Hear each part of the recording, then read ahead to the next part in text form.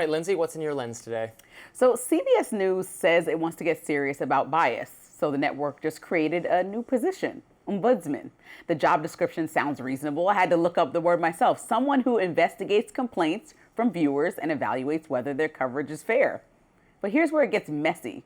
They gave the job to Kenneth Weinstein. Now, Weinstein isn't just some neutral watchdog. He ran the Hudson Institute, a conservative think tank, and was Donald Trump's ambassador to Japan in his first term.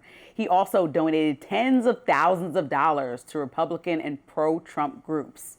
Does that sound like someone who's going to come in unbiased and rebuild public trust? Or does it sound like hiring a referee who already told one team that he's rooting for them?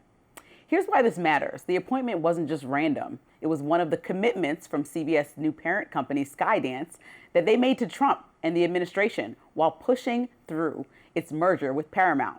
In other words, the news division's editorial structure is being shaped, at least in part, by political pressure from the White House. That's not oversight, that's influence. And let's not forget, Trump has made the media his favorite punching bag for years, calling journalists the enemy of the people and suing outlets for now billions, whether it's on coverage or coverage not going his way. I mean, just last year, he accused CBS of, quote, election interference because they cut a pause out of Vice President Harris, then Vice President Harris interview. So to turn around and essentially let him handpick the biased referee at CBS feels like less accountability and more capitulation. Weinstein's track record tells us exactly what kind of bias he'll be hunting for. He's a vocal defender of Israel, a critic of the Biden administration, and someone who compared the White House when Biden was there to the bumbling cast of Veep, that HBO show. That doesn't make him a villain. I mean, he's entitled to his opinions, but it makes him a questionable choice for a role that demands neutrality. Now, to be fair, not every move that CBS has floated lately is terrible. There's been talk of bringing in Bari Weiss, who left the New York Times in a really dramatic fashion a few years back to shake up CBS News leadership.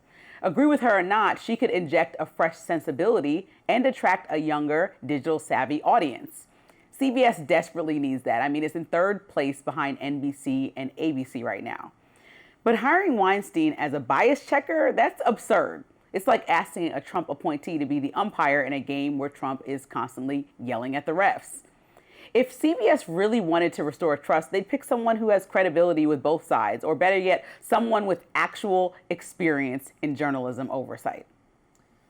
Well, my only quibble with you here, Lindsey, the Hudson Institute is not an organization I'm super familiar with, honestly, but my understanding is this is not the Heritage Foundation. They are not explicitly Trump-aligned. Moreover, they're not with Trump on a lot of policy. They're more of a kind of Bush-era conservatism. I think you could describe them as neoconservatism. They've given a lot of money to Liz Cheney. So this is not someone, this is probably someone whose views I might actually disagree with his views more than I disagree with Donald Trump's views, and someone who has been friendly to Republicans and favorable to Republicans, but is not, I don't think, like a Team Trump true believer, if that makes sense. So I think this might actually be a good role for someone like that. It's a neutrality. It's all about neutrality. You're supposed to be reviewing viewer complaints and what's going on internally so incidents don't happen that would essentially bother President Trump again because he sued the network because something bothered him. And when I think about it, this is a person that worked for President Trump. So when you think about the fact that even ambassador to Japan, that's not an overly political role, but the fact that this president has hired you in past administrations makes you somewhat of an ally unless you've gotten a public falling out like we saw hand-selected few did from his first term, but obviously they hadn't. So what would make me think that he's going to go in there and not have a direct line to President Trump about what's bothering him, and then we just analyze the news network based on what's annoying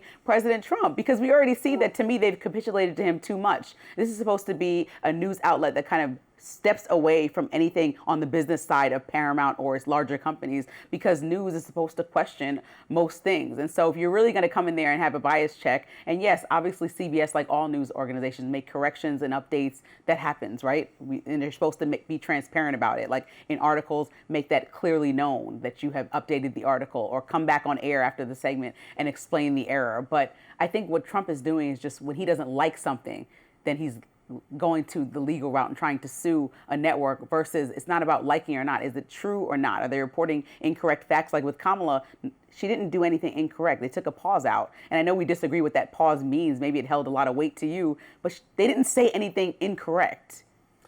Well, yes, we do disagree. I think the way it was edited made the answer seem more coherent than it was. But just again, to go to this ombudsman role, this is an oversight role. It's a feedback role. He's not like going to be in charge of editorial decisions, right? He's just going to be another voice in the room to say, hey, here's what I think about this. Honestly, liberal companies can benefit from having a conservative on staff to do this kind of thing. I remember when the New York Times got sued by Sarah Palin for publishing an editorial in which they repeated the, by then debunked over and over again, notion that the wounding, the shooting of Representative Gabrielle Giffords was because the would-be killer had seen that drawing on the map of targeting. Remember that. That is a false idea. He had not seen that. He was not a Palin supporter. He was not a political conservative. It had nothing to do with a broader national context.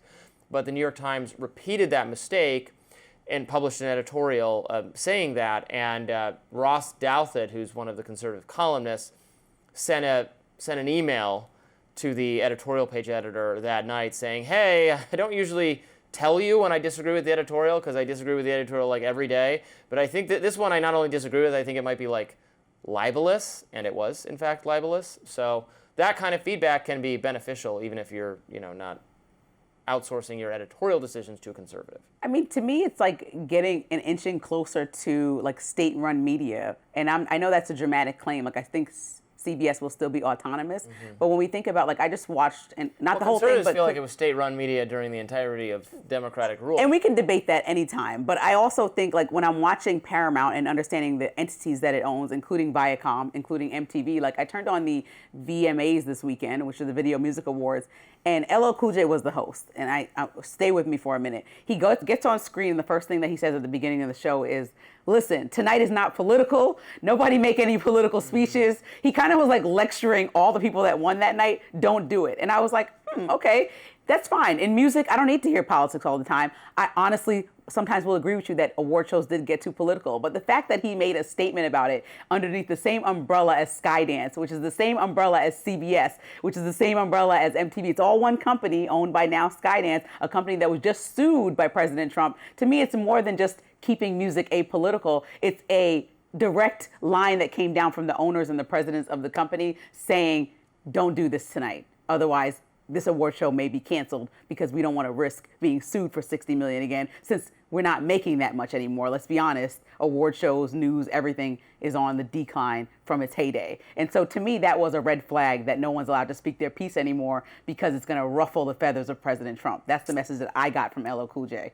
My friends call me LL Cool Robbie. No, they don't. I don't think they call you that ever. Ladies love Cool Robbie. That's a fake thing. I actually have a cool thing. My sister's name is Lauren. My name's Lindsay. Oh. And my little brother's name's Justin. So we call ourselves LL Cool J. Oh, I like that. You like that? That's pretty cool. Now you know. I do like That's a real LL Cool J. If you guys call him LL Cool Robbie, let us know in the comments. Everybody does. Okay. Well, Israel is launching a strike on a key U.S. ally in order to eliminate Hamas leadership. What it means for the war and how the White House is reacting. Stay with us.